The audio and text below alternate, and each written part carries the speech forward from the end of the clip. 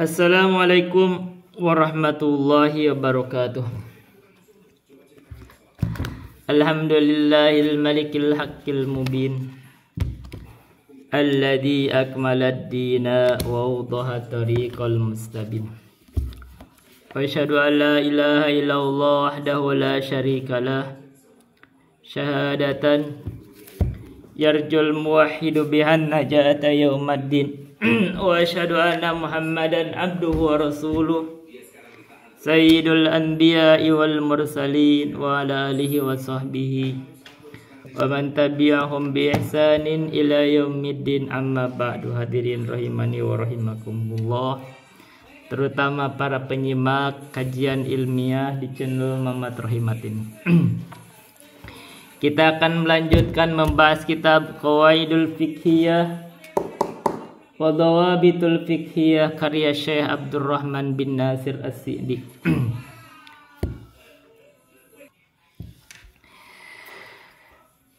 Sebagaimana biasa, kita akan berikan sisipan-sisipan ilmu. Jadi memang di bahasan kita ini akhirnya tidak akan fokus di satu bidang. Tetap setiap harinya kita membahas bidang tertentu satu kitab, tapi ada sisipan-sisipan ilmunya yang mungkin dari banyak kitab, banyak ilmu. Dan kita akan sebagai salah satu sisipan ilmu ini, kita akan di sini sisipkan ilmu nahwu dan shorof, yaitu prakteknya. Dan otomatis akan membuat saya itu akan membuka lagi kitab-kitab nahwu dan shorof. Dulu itu saya kecil itu saya senang dengan nahwu dan shorof. Tapi ya seiring dengan berjalannya waktu, nahwu dan shorof itu terutama hafalannya itu banyak yang saya itu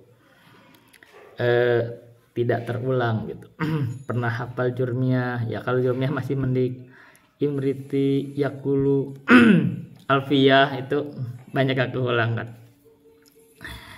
Tapi biasanya saya mempraktekannya gitu. Biasanya gitu kalau dari kecil itu ilmu itu langsung dipraktekkan biasanya. Kalau baca baca Quran itu biasa dipraktekkan. Saya nggak tahu secara umum ya. Jadi sudah menjadi mendarah daging secara umum.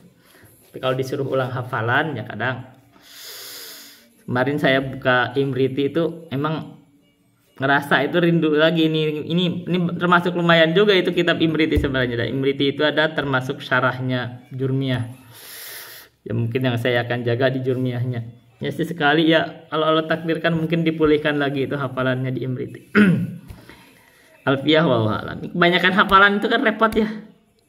Ini kita sudah mau mencoba menjaga 12 kitab hafalan, itu kan repot sebenarnya kan. Tambah Quran repot. Jadi kebanyakan kitab hafalan itu merepotkan. Jadi kalau terlalu banyak di nahwu, misalkan durmiyahnya, imritinya, yakulunya, alfiyahnya habis, nanti ilmu di situ nanti kita dikhawatirkan ilmu lainnya habis gitu. Dia ulumul Quran kan kita ada yang dihafal di ulumul Quran, ulumul hadis, ada hadisnya, ada Qurannya, repot kan. Jadi kata guru kami itu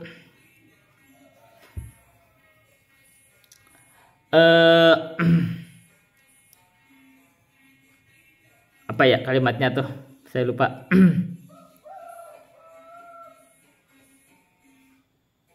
Mahawa jami'al ilmi ahadun, apa ya gitu ya. La walau marisahu alfasanatin. Innamal ilmu kabahrin zahirin fattakhid kulla syai'in ahsanah. Katanya itu mahawa jami'al ilmi wa ahadun la walau marithahu alfasana. Tidak ada satu orang pun yang mengumpulkan seluruh ilmu, kumpul seluruh ilmu sampai paling dalamnya, itu enggak ada. La walau marithahu alfasanah. Tidak walaupun dia mencarinya 1000 tahun. Innamal ilmu kabahrin zahirin. Sesungguhnya ilmu itu seperti lautan yang dalam. Fattakhid kulla syai'in ahsanah, maka ambil setiap ilmu itu ahsanah, yang terbaiknya. Dan yang terbaiknya itu Yang ditafsirkan, yang saya perhatikan dari guru kami itu menafsirkan yang terbaik itu ada dasarnya. Jadi kalau kita nih belajar nahu, yang terbaiknya ada jurmiyah. Itu jurmiyahnya. Jadi kalau kita sudah paham jurmiyah, secara umum jurmiyah mungkin ada tambahan-tambahan di imriti. Itu tambahan. Tapi yang penting jurmiyahnya, matan jurmiyah paham, bisa mempraktekannya secara umum kita sudah lurus lisan kita. Kalau alfiyah sudah kejauhan. Itu kalau udah mau takhassus. Gitu. Jadi kalau kita ilmu misalkan yang dasar aja, dasar-dasarnya begitu. Misalkan fikih, itu yang terbaiknya ya takrib. Jadi kalau kita menguasai takrib atau matan Abu Syuja udah cukup. Jangan menyepelekan matan Abu Syuja. Matan Abu Syuja itu kalau kita dik itu banyak syarah segala macam. Tambahannya nanti di syarah-syarahnya. Terserah mau syarah apa boleh, banyak tuh syarah. Kifayatul Akhyar, ada at-tadhib, pendalilannya, macam-macam banyak di situ. Ada lapan-lapannya dari Iqna, banyak, tapi itu matannya itu dasar. Ini ilmu.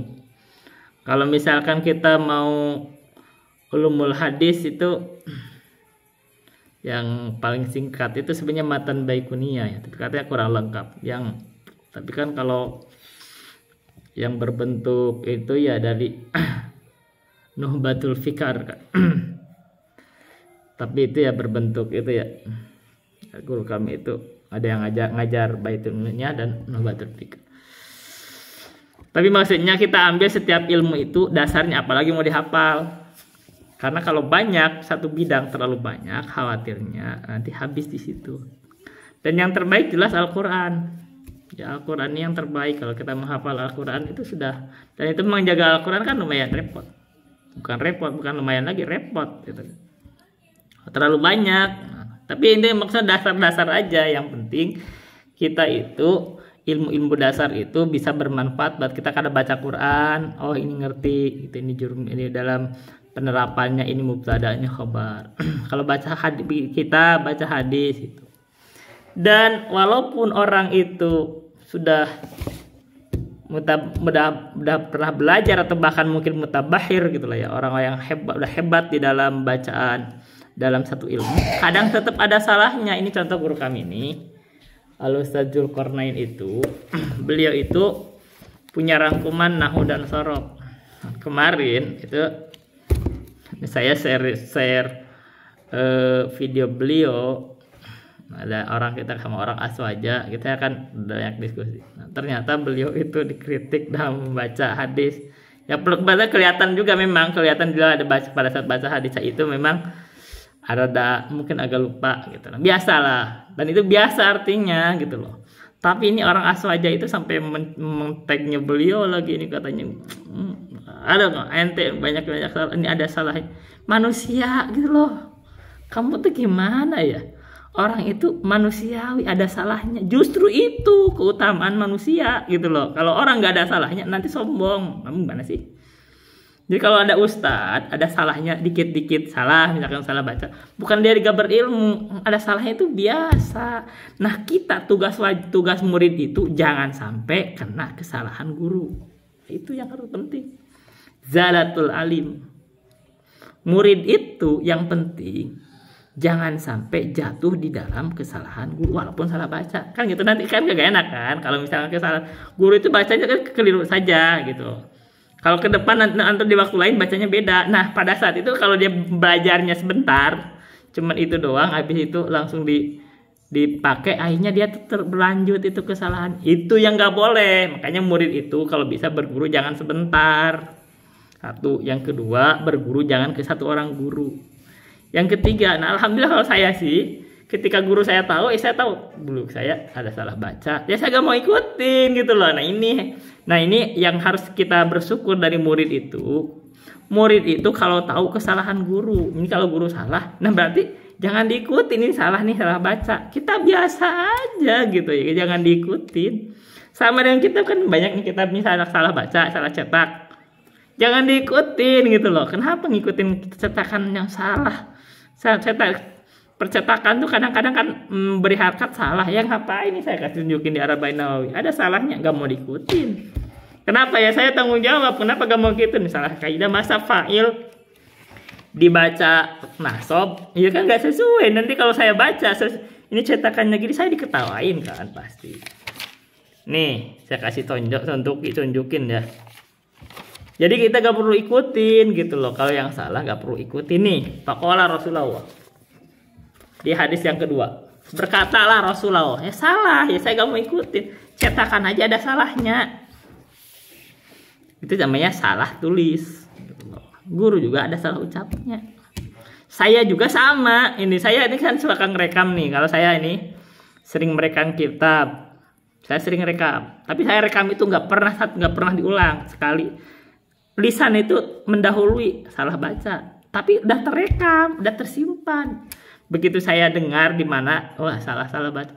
Masa khobar saya baca kasroh, itu kan salah kan, ini fatal kalau diketahui, tapi biarin aja yang gitu aja, ini kita saya salah baca. Itu jadi was-was, jadi mawas diri, oh ini saya salah baca. Pada maksudnya sabkul lisan, karena saya nggak take ulang gitu loh. Ini pengalamannya. Saya ini pernah masuk TV, jadi saya pernah take ulang berkali-kali ketika suatu acara itu.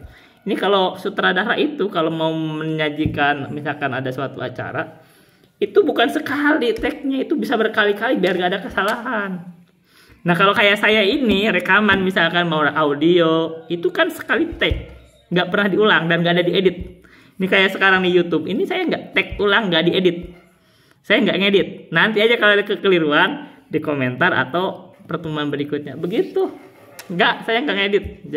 Jadi kalau ada masalah dengan video saya silahkan komentar di komentarnya. Nah kita perbaikinya di situ. Jadi ini sebagai pelajaran yang live, pelajaran maksudnya yang terus menerus. Kalau ada kekeliruannya biasa, begitu aja. Kok kenyataannya, ilmu filosofi saya begitu, kenyataannya juga ucapan yang udah keluar itu gak bisa kita perbaiki, kok udah keluar gitu loh. Ya kita tinggal minta maaf atau ya diralat, tapi yang udah keluar tetap keluar. Begitu juga. Makanya ketika saya upload video ini nggak udah keluar langsung diupload. Jadi kalau ada masalah di situ ya udah nanti perbaiki setelahnya. Diralat, ada ralatan gitu, ada di komentar. Itu satu. Yang kedua, masalah itu saya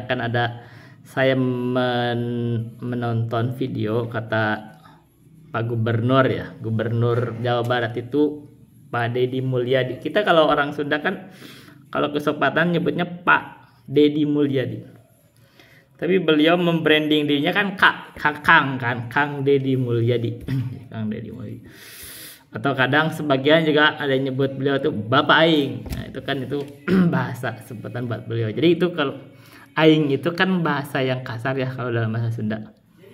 Tapi karena itu kan ada bentuk membanggakan, jadi biasanya pakai kalimat yang kasar. Nah, kalau kalimat yang membanggakan itu kan beda konteks, Bapak Aing. Jadi dia sendiri gak marah kalau disebut Bapak Aing karena itu kan lagi sedang membanggakan. Ini Bapak Aing.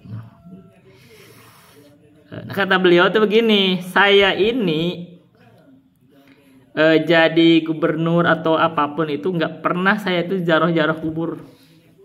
Gak pernah, karena dianggapnya gak rasional itu. Ngapain sih pergi-pergi jaroh kubur?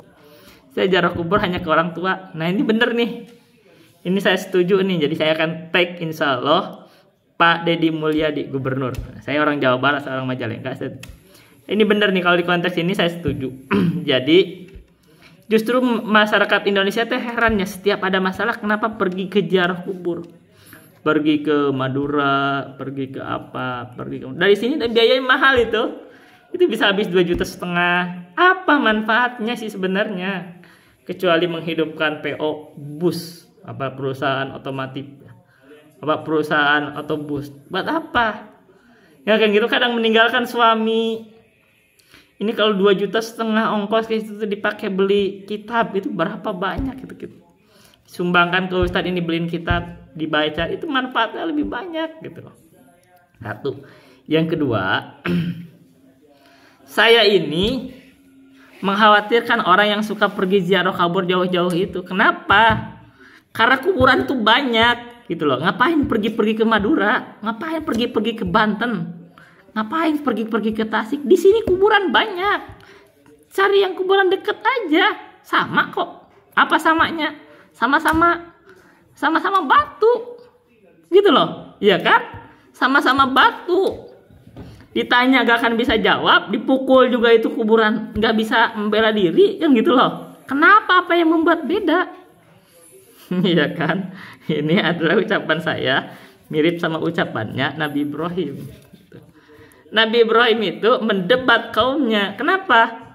Kok kamu menyembah patung? Patung itu ditanya aja kamu gak bisa jawab. Iya kan? Ini patung ditanya aja kagak bisa jawab. Akhirnya dihancurin sama dia karena itu bentuk persembahan. Itu bentuk kesyirikan. Terus diletakkan kapaknya di patung yang paling besar. Ditanyalah sama orang-orang ini, siapa yang menghancurkan Tuhan-Tuhan kami? Ya kan? Oh ini itu tuh si Ibrahim. Ditanya Ibrahim itu, kenapa kamu menghancurkan Tuhan kamu? Itu tuh pak kampak aja dipegang sama patung yang besarnya. Itu ada mereka nanya, tanya aja sama dia. Terus masyarakat itu mikir, bagaimana saya bisa bertanya sama mereka, sama dia, dia gak bisa ngomong. Nah baru itu kata Ibrahim, kenapa kamu menyembah sesuatu yang bahkan gak bisa ngomong?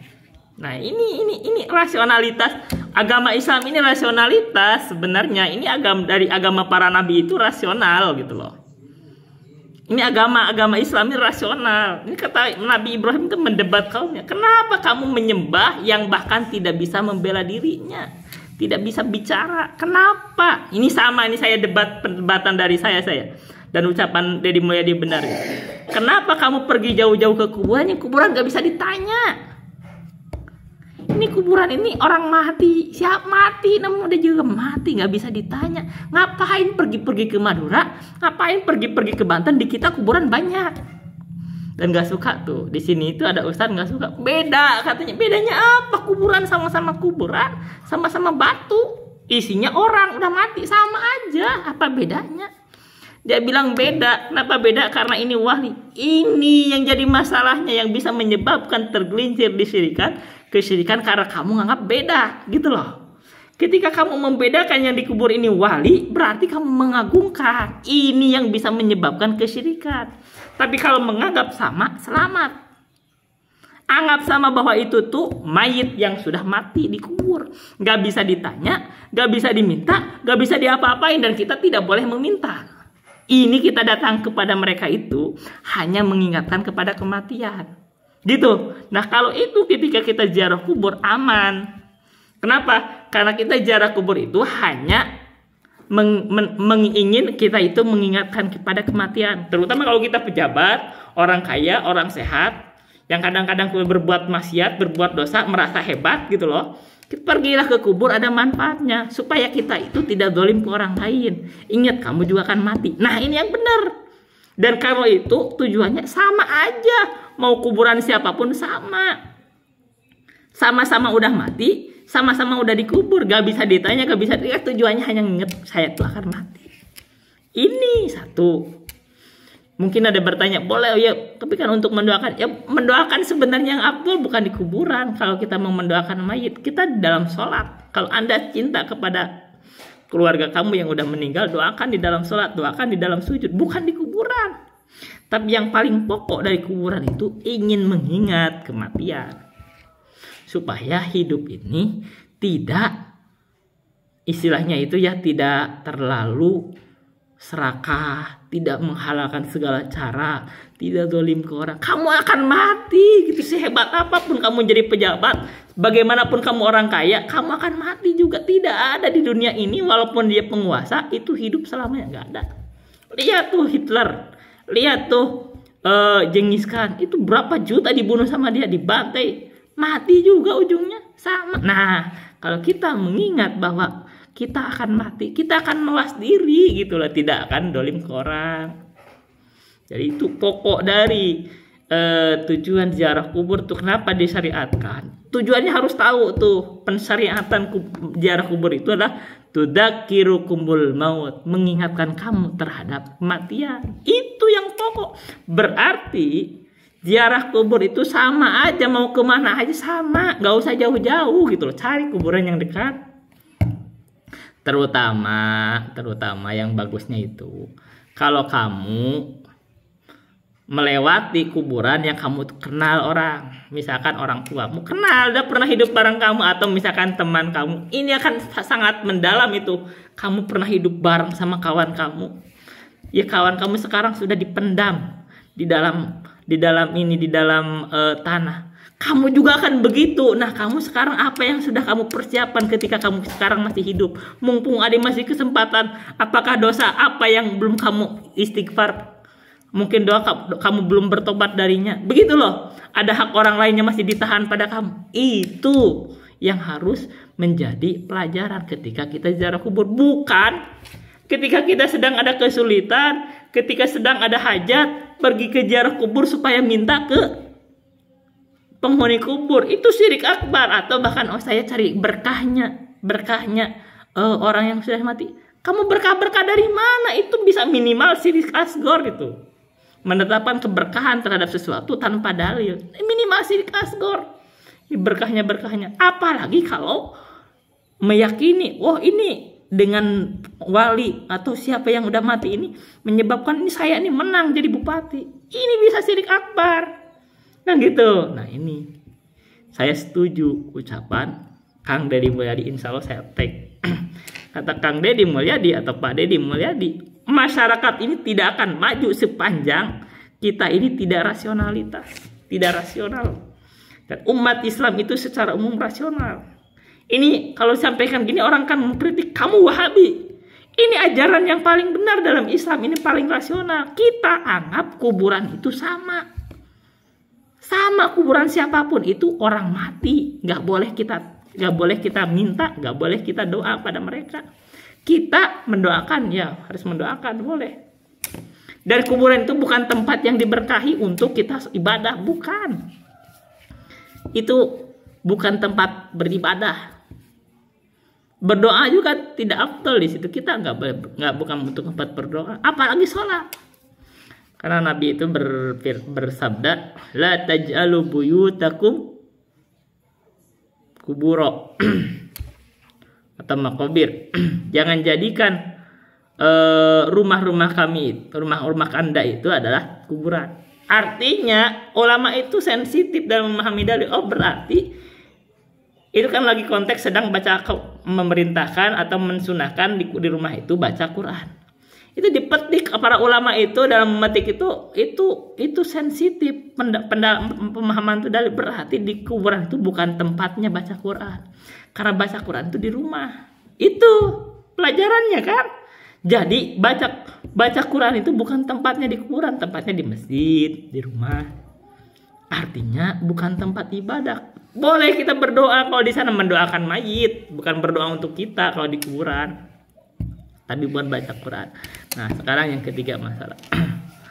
Ada seorang ustadz itu berkata kalau membaca Quran di kuburan katanya syirik akbar. Nggak tahu ini ustadz apa, saya juga kenal juga di tag ini Wahabi nih katanya. Nah, ini komentar ke saya. Ya, saya luruskan. Kalau membaca Quran di kuburan statusnya bukan syirik akbar, dia hanya bid'ah. Artinya tidak dianjurkan, tidak diperintahkan, tidak disunahkan. Kalau di kuburan sengaja baca Quran ya. Jadi yang benernya kalau di kuburan tata caranya itu ya kita salam aja, assalamualaikum ya ahlal kubur. Begitu. Wa inna insyaallah bikum lahiqun. Terus berdoa aja, Allahumma ighfir lahum warhamhum. Mendoakan, bukan baca Quran. Mungkin ada pembahasan ya. Saya tidak mau bahas tuh. Bagaimana kalau Al-Fatihah? Al-Fatihah kan kadang bisa jadi doa. Jadi saya nggak mau bahas dulu. Tapi secara umum yang paling selamatnya dengan mendoakan itu Allahumma ighfir lahum warhamhum wa'afihim. Tapi kalau membaca Al-Quran kita tidak nyebut syirik akbar lagi ya. Kita juga nggak mau berlebihan juga. Kalau ada orang mengatakan syirik akbar ya kita juga mengingkari. Kecuali begini, pergi ke dalam kubur, Pak, Bu, Eyang, Pak Wali. Ini kayak kemarin itu saya tahu pasti berikan saya ini nih rezeki. Itu syirik akbar. Ada kan sisa kita ini Habib itu beri saya Habib ini yang merah-merah, maksudnya beri uang ya ratusan ribu. Itu syirik akbar itu. Ini Habib bodoh amat, mau Habib mau apa, ini keliru, ini kejahilan. Gitu. Kok kamu, dan ini ajaran ini sekarang sedang dikembangkan di Indonesia, itu sedang disebarkan. Oh, ini pakai mukodam. Kakek saya ini pakai mukodam mi'raj 70 kali dalam sehari. Ya, apa sih? Urufat apa, tahayul apa. Kan gitu loh. Yang mi'raj itu Nabi Muhammad. Gak ada dari manusia itu mi'raj ke langit itu gak ada. Nabi Muhammad. Apa tuh kalau menganggap sama gitu? Itu nggak boleh. Jadi namanya tahayul. Itu kalau ditanya mana dalilnya, nggak bisa dia. Mana dalilnya? Nggak bisa. Makanya bentuk rasionalitas di dalam agama itu selalu bertanya dalil. Dalilnya apa? Mana dalilnya?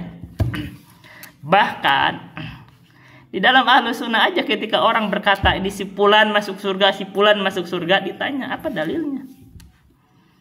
Iya kan? Kamu bisa bertanggung jawab gak? Di depan Allah si fulan masuk surga, apa dalilnya? Kamu kok bisa memvonis orang masuk surga? Sementara yang berhak memasukkan surga kan Allah. Walaupun dia orang baik, walaupun dia ulama, walaupun dia santri, walaupun ustadz, mau dia wali, dari mana kamu memastikan keimanan atas dia? Bahkan menentukan wali aja itu masalah besar.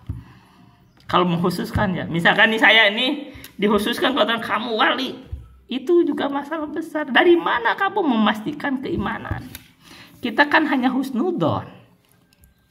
Babnya itu hanya husnudon terhadap kaum muslimin itu. Secara umum orang yang beriman itu waliullah. Secara umum. Karena kan kita boleh gak mengkafirkan dia? Gak boleh kan. Jadi sementara kata Allah, Allahu waliyul ladina aman. Allah itu wali orang-orang yang beriman. Berarti secara umum kaum mukminin itu wali. Bahkan itu disebut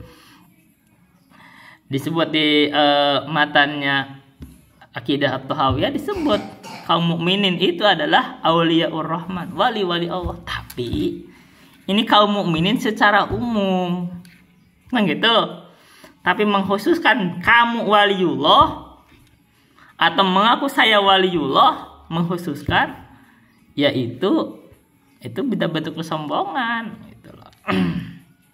Kecuali husnudon, kita ini berusaha ya, kita husnudon kan. Barangkali maksudnya supaya orang itu jangan menyepelekan kita. Barangkali kamu sepelekan itu adalah wali dari wali Allah gitu. Kalau orang soleh itu jangan karena soleh. Orang mukmin itu kadang nggak soleh juga. Orang mukmin itu kadang bermaksiat juga masih mukmin. Waliullah juga gitu loh. Karena kita nggak boleh memvonis seseorang itu yang mukmin itu kafir, nggak boleh. Wala tukfiron ahlas salati wa in asau fakulluhum ya'si wadul arsyas. Walaupun dia berzina, walaupun apa, orang mukmin itu dia masih waliullah secara umum. Kenapa? Karena dia itu masih mukmin. Karena kita tidak boleh mengkafirkan orang yang bermaksiat. Orang mukmin yang bermaksiat tapi dia masih sholat itu gak boleh. Berarti secara umum kalau orang itu sholat, kelihatan sholat, suka sholat, itu waliullah. Kita memandangnya begitu. Supaya apa? Supaya kita tidak menyakiti dia. Karena Allah mengancam di dalam hadis qudsi, man adali waliyan faqad adantuhu bil harbi. Barang siapa yang memusuhi, menyakiti wali-wali kami, kata Allah, saya umumkan perang. Nah, kalau kita itu dalam konteks supaya menjaga hak waliullah kita itu, barangkali orang-orang yang kaum mukminin kan dia suka sholat, ini wali-waliullah, kita jangan menyakiti mereka. Itu bukan memastikan kamu masuk surga. Sebagaimana tidak boleh memastikan masuk neraka. Oke.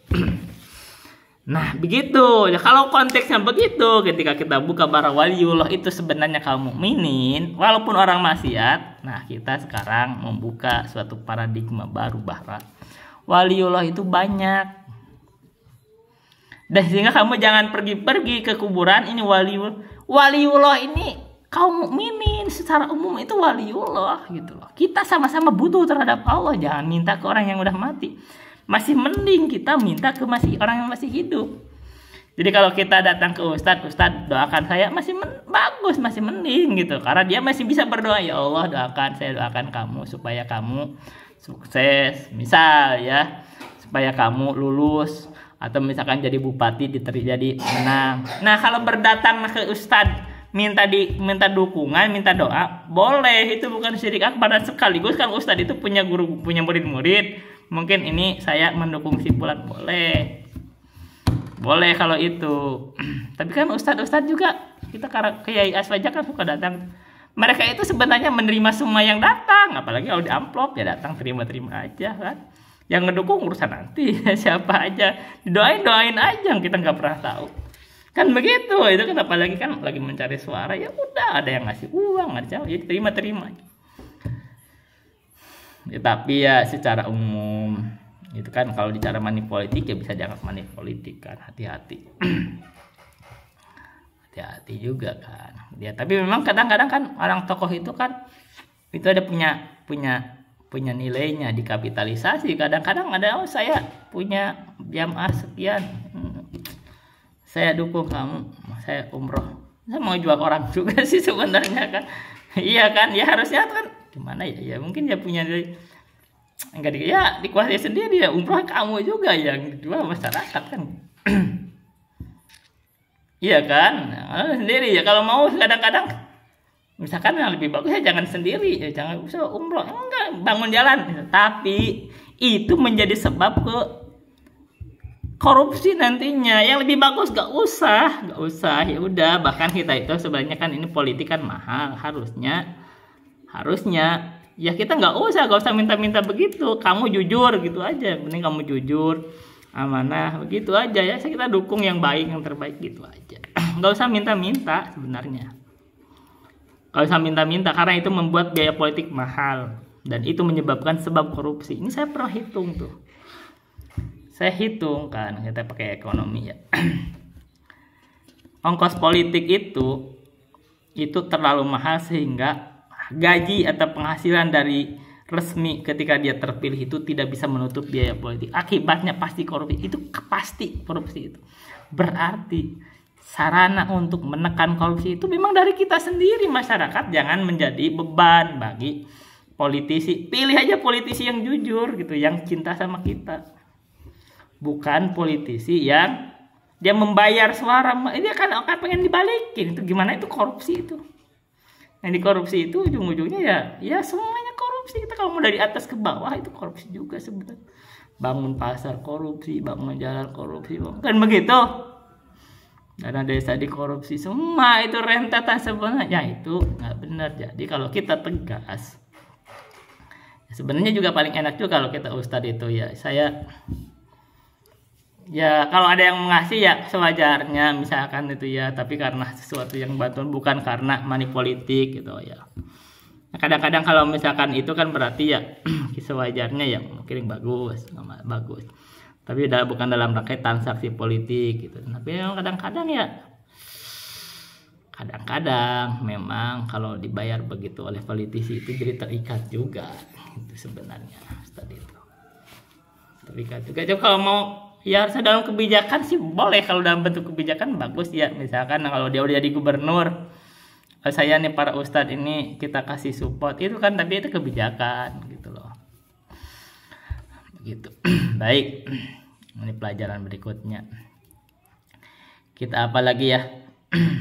Ya itu ya. Jadi kita tegas tadi masalah kenapa kita begitu disebutan berulang. Ini kemarin kita bahas, ada seorang bupati ngomong, ini saya ini terpilih gara-gara saya ikut datang haul ke Habib Pulan, berkahnya Habib Pulan yang sudah mati. Ya apa sih gitu. Apa ini saya kritikan nih sebagai seorang yang belajar, ini saya ini orang berilmu yang menyampaikan. Ini kritikan ke masyarakat. Ini kita harus bangkit nih, para ustadz itu harus teriak gitu loh. Sama nih kemarin saya melihatnya ada orang, saya tidak mau nyebut namanya lah, tapi ada ormas tertentu gitu loh, kalangan Aswaja. Ini saya kritik tuh, saya kritik Aswaja sering gak ini kan. Ada yang mati, dia kan nyanyi-nyanyi itu, lagi mati ini harusnya kan dibimbing la ilaha illallah. Ini yang mati nyanyi-nyanyi itu pakai mars apa gitu kan. Saya kritik orang Aswaja itu, yang orang dia juga sedih, mereka juga sih sebenarnya. Jadi masalahnya kalian harus mengkritik juga gitu. Kalau dikritik dari kita itu kamu Wahabi, Kita enggak. Wahabian apa sih? Saya juga gak pernah kenal sama Muhammad bin Abdul Wahab, gak kenal. Saya ini penuntut ilmu. Dari kitab dari mana saya baca. Kita hanya mencari kebenaran. Dari mana? Kamu dapat uang dari Arab? Dari mana? Mana uang ke saya dapat dari Arab? Mana? Buktikan mana? Oh gitu loh. Kita mana? Nggak ada. Gitu loh. Nggak ada. Kita ini hanya penuntut ilmu yang berusaha mengambil ilmu ini dengan jalan terbaiknya. Ustadz ini seperti Ustadz, itu pasti ada kelirunya. Nah kalau kekeliruannya masalah sepele, masalah salah ucap dalam bacaan, tapi masalah yang lainnya banyak, ya kita kan fokus terhadap ilmu yang disampaikan yang terbaik. Apa? Tapi kadang-kadang Ustadz itu ada salahnya fatal, seperti saya sebutkan, kan saya berarti karena mengkritik guru saya juga, mengajarkan ilmu kalam dan banyak hal lain, dibangun kuburan. Dia berkata nih agama ini sudah gak bersih semuanya kecuali udah gak asli kecuali yang turun lewat Husain. Itu kan benih-benih Syiah kan, Ali Husain itu benih-benih Syiah. Ini guru saya berarti terjangkit gitu. Dia berkata nih, guru saya ngomong nih, saya kritik kan nggak apa-apa, guru saya kritik. Saya nggak boleh nyebut orang ya kan. Nah, ketika saya guru saya kan banyak, tapi nggak nyebut orang. Dia menginikan turunan Nabi Habib itu. Oh nanti saya ini harus dekat-dekat sama turunan Nabi. Nanti biar kita digendong ke surga. Apa sih? Gendong ke surga emang kayak memastikan turunan Nabi itu pasti masuk surga. Nuh punya anak namanya Kan'an, itu tidak bisa masuk surga. Itu bahkan Kan'an itu ditenggelamkan. Kenapa? Anaknya loh. Ini bukan cucuku sekian puluh, bukan. Ini anaknya langsung. Apa bedanya? Apa istimewanya anak Nabi? Gak ada istimewanya. Ketika dia tidak beriman kepada Allah dan Rasulnya, kepada hari akhir, dia tidak ada bedanya sama kita. Sama kita hamba Allah, sama apa bedanya? Kita ini hamba. Nabi aja dapat keutamaan karena Allah berikan keutamaan. Apa bedanya? Kenapa membedakan, memastikan kalau turunan Nabi yang walaupun sekian puluh asal masuk surga? Saya nggak terima. Saya juga turunan Nabi Adam. Apa bedanya? Gitu loh, ini rasional. Kita ini tidak ada keistimewaan di depan Allah itu, yang ada hanya ketakwaan. Jadi kok bisa kamu, apalagi akhirnya gara-gara gitu kan, yang dawir-dawir itu gara-gara gitu berkeyakinan ini turunan Nabi, ngaku-ngaku juga kadang-kadang bisa ditanyakan riwayatnya juga gak pasti, ada yang mendebat juga. Nah, itu gak masalah kan, itu sisi analisis ilmu kan, itu kan ijtihad. Tapi artinya mereka juga tidak bisa dipertanggungjawabkan. Bahkan hati-hati juga ngaku turunan Nabi, kan kemarin di dalam Al-Hajawi saya sebut tuh, wala siyama ayyantasib li Muhammad, dosa lebih besar lagi kalau dia mengaku sebagai turunan Nabi. Karena mengaku turunan Nabi itu dosa besar. Amanya tuh iya.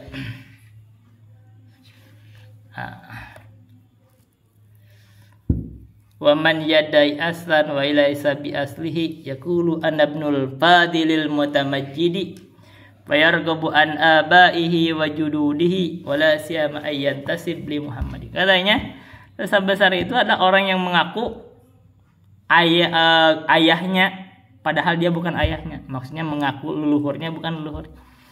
Akibatnya dia itu membenci kakek-kakeknya dia, membenci ayah dan kakek dia karena dia bukan dari situ. Apalagi kalau mengaku turunan Nabi, padahal dia bukan, dosanya besar. Kita ingatin.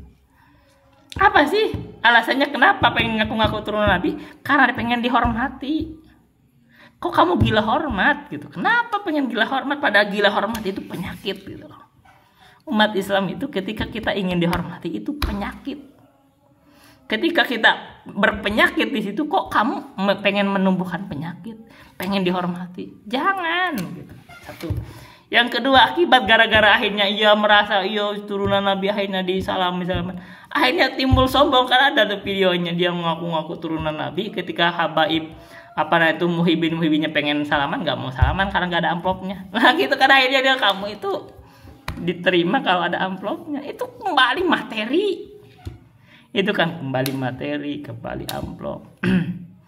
Apalagi yang kisah-kisah, ada juga itu kasus penyelewengan ingin perempuan lah semuanya. Ada kan kasus, saya ini korban korban tipu muslihat disebut Habib yang gitu. Ya itu kembali ini yang sekarang di itu yang dikritik sama film Walid itu menjual keagamaan, simbol-simbol keagamaan demi manfaat pribadi, pengen dapat harta, pengen dihormati, pengen perempuan, dijanjikan surga. Kamu menjanjikan surga, itu orang bodoh itu. Siapa yang bisa menjanjikan surga? Surga itu hak otoritatif Allah, hak prerogatif Allah. Tidak ada yang kaum muslimin itu bisa memastikan surga, bahkan dirinya sendiri.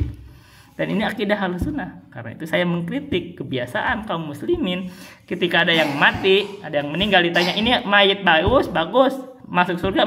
Itu ada paman saya suka ngomong gitu, saya bantah itu enggak sesuai. Oleh keyakinan Ahlussunnah, kata Qutaibah bin Sa'id, wa ala nunzila ahadan min ahlil kiblati jannatan wala naron. Kami itu tidak mendudukan seseorang dari ahlul kiblat itu surga atau neraka, enggak gitu. Kita itu hanya husnudzon babnya itu. Kalau orang baik kita husnudzon, mudah-mudahan dia, dan kita hanya mendoakan dia orang baik masuk surga, mudah-mudahan berdoa, tapi memastikan kan. Kalau dia orang buruk ya kita hanya khawatir kalau orang itu banyak maksiat, tapi tidak memastikan kamu neraka, enggak. Dan yang ada kita hanya mendoakan supaya diampuni dosanya, begitu. Enggak ada memastikan surga dan neraka. Ini rasional. Nah, kita mendukung ucapan Pak Deddy Mulyadi bahwa kita itu perlu rasional, dan umat Islam ini dididik untuk rasional. Agama Islam ini adalah agama yang rasional. Kita hanya boleh berdoa kepada Allah karena keyakinan kita Allah itu hidup, Allah itu mampu, Allah berkuasa. Tapi kita tidak boleh berdoa kepada selain Allah karena yang lain itu tidak ada punya kemampuan. Tidak ada, bahkan Nabi Muhammad gak punya kemampuan. Nabi Muhammad tidak bisa menghindari madarat atas dirinya, gak ada. Karena itu di salawat nariyah, kalau diperhatikan kenapa dikritik salawat nariyah, karena itu menetapkan rububiyah terhadap Nabi Muhammad dalam salawat nariyah. Makanya kita harus mikir, baca-baca itu mikir. Kata salawat nariyah, Allahumma sholli sholatan kamilatan wasalim salaman tama ala Muhammadin ladi tanhallu bihil uqadu. Allahumma ya Allah, berikan sholatan, berikan salawat, salatan kamilatan, yaitu salawat yang sempurna, ala Muhammadin, kepada Muhammad. Muhammad itu adalah berarti jadi objek, dia itu jar majrur, berarti dia menjadi goib. Makanya kalau goib itu domirnya itu adalah huwa. Nah itu kan Muhammad itu huwa domirnya. Alladzi tanhalu, yang tanhalu terlepas, bihi itu berarti domirnya kemana? Ke Muhammad. Yang terlepas dengan Nabi Muhammad itu al-uqadu, semua kesulitan, semua ikatan. Nah ini syirik akbar gitu loh. Berarti yang mengajarkan itu sholawat nariyah itu dia mengajarkan syirik akbar. Kenapa? Karena dia menetapkan Nabi Muhammad itu bisa melepaskan semua ikatan. Dan itu hak rububiyah Allah, itu adalah perbuatan Allah yang melepaskan ikatan, itu Allah. Gitu kan, bukan Nabi Muhammad. Seperti kata Nabi Muhammad itu di dalam hadis Al-Arba'in nomor ke-6. Wa'lam annal ummata law ijtama'at ala an yanfa'uka bi syai'in lam yanfa'uka illa bi syai'in qad katabahu Allahu laka. Ketahuilah, kata Nabi Muhammad ke Ibnu Abbas, annal ummata, sesungguhnya umat itu law ijtama'at, andaikan mereka berkumpul ala ayyan fa'uka bi syai'in, supaya memberikan manfaat kepada kamu dengan sesuatu apapun. Umat itu termasuk Nabi Muhammad. Andaikan seluruh manusia berkumpul untuk memberikan kamu manfaat, lam yanfa'uka illa bi syai'in qad katabahu Allahu laka. Mereka tidak mampu memberikan manfaat dengan satu apapun kecuali apa yang telah Allah takdirkan, ditetapkan atasmu. Berarti yang menetapkan Allah itu manfaat.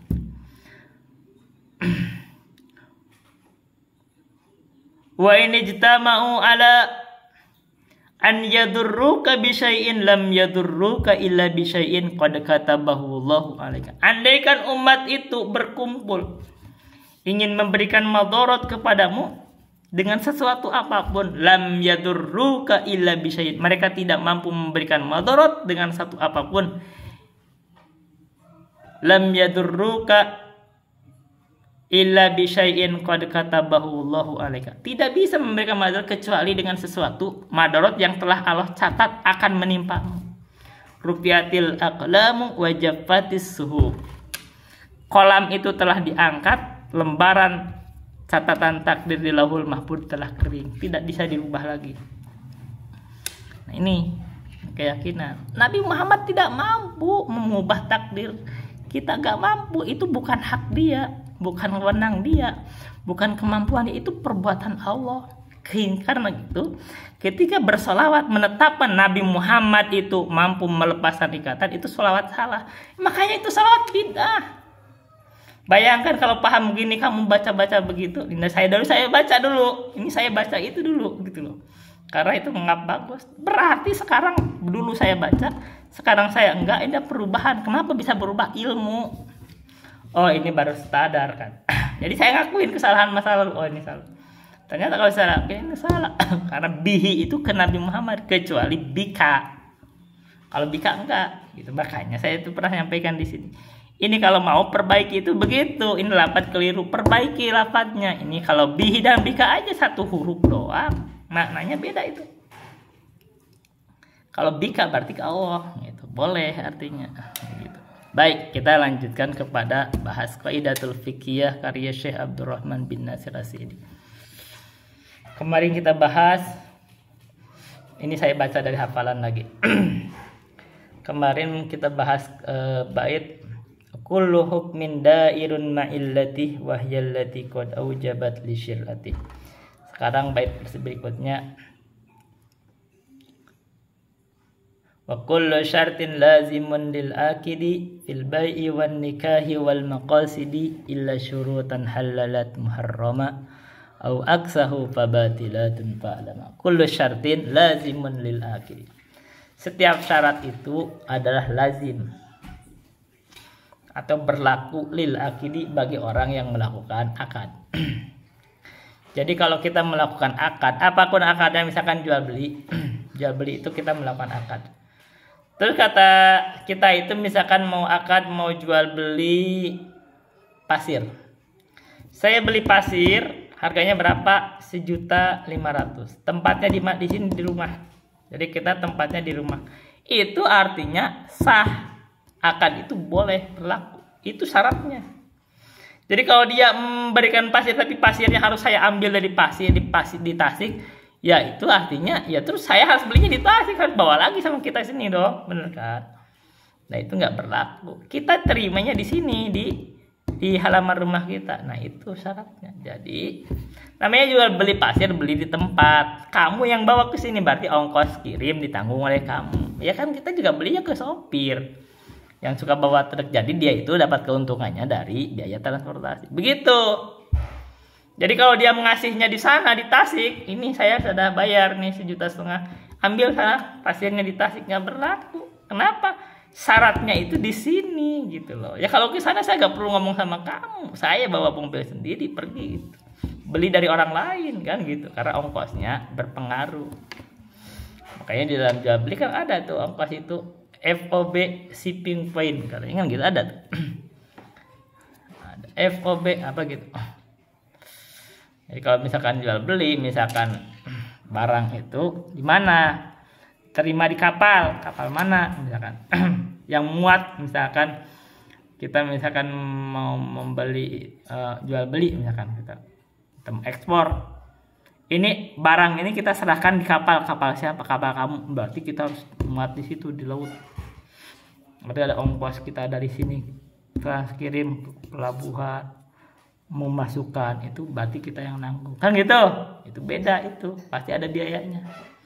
Ada pengaruh. Itu adalah kullu syartin lazimun lil akidi fil bai'i wan nikahi wal maqasid. Ini syarat itu dalam segala hal, ada terjadi dalam nikah, dalam jual beli, dalam pernikahan juga boleh ada syarat-syarat tertentu.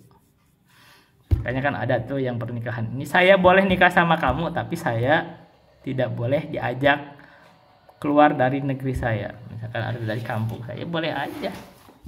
Ya kalau gak mau ya jangan mau nikah sama itu, kamu nikah sama orang lain, boleh aja. Memang ya boleh ya. Asalnya kan sebenarnya seorang istri harus ikuti suaminya. Kalau dia mensyaratkan ya boleh aja kan. Mungkin ada maslahat, mungkin dia itu misalkan dia itu satu-satunya anak perempuan atau satu-satunya anak, nggak ada lagi anak lain, dia itu punya orang tua lagi sakit misal, dia itu perlu melindungi atau merawat orang tuanya, itu boleh. Jadi wa kullu syartin lazimun lil akidi bil bai'i wan nikahi wal maqasidi illa syurutan halalat muharrama au aksahu fabatilatun falama. Tapi kalau syarat itu disyaratkan itu adalah syarat yang tidak bersesuaian dengan syariat, yaitu illa syurutan halalat muharrama, yaitu dia itu dengan syarat itu bisa menghalalkan yang haram, au aksahu atau kebalikannya yang haram dihalalkan, fabatilatun fa'lama, maka itu syarat batil tidak diterima. Contohnya apa ya? Misalkan kalau yang menghalalkan yang haram, itu banyak kalau hal-hal yang haram dengan disyaratkan, misalkan kita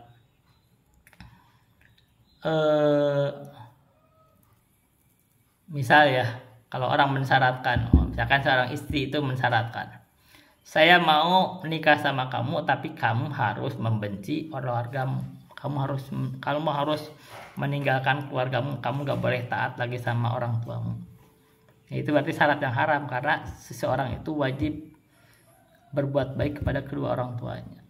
Atau boleh saya menikahi sama kamu tapi kamu harus putus dari keluargamu, begitu. Itu syarat yang haram, nggak boleh itu. Begitu, itu aja yang bisa saya sampaikan. Billahi taufiq wal hidayah. Wassalamualaikum warahmatullahi wabarakatuh.